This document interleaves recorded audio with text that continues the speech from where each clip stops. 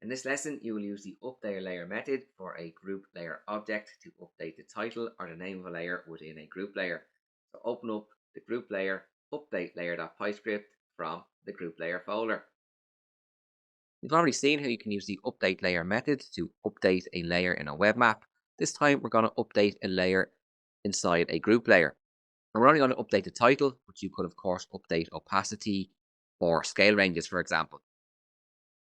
We access ArcGIS Online using our GIS class and defining the home string. We'll assign our GIS object to a variable called AGOL. We're going to use the GIS object content manager get method and supply in our web map item ID, which I'll paste in now. The get method will return an item object that will assign to a variable called web map item. We then use the map class to create a map object, and we supply in our web map item object. And we'll assign our map object to a variable called web map. We first get the group layer object. We use our map object content property, which is a map content class or map content object. And we're using the layers property, which returns a list of feature layer and group layer objects. At index 1, we have our group layer. We'll assign our group layer object to a variable called GL. We use the group layer object update layer method, supplying in an index of 0 to target our SPA layer.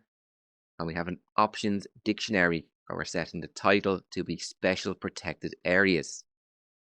We do the same for our SACs, which sits at index 1, and we're updating the title of that layer to special areas of conservation.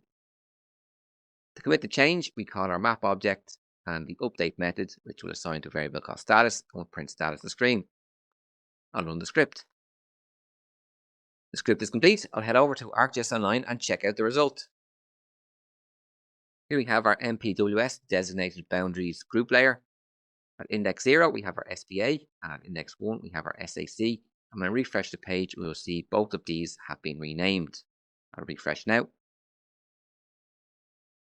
And we have our special areas of conservation and our special protected areas.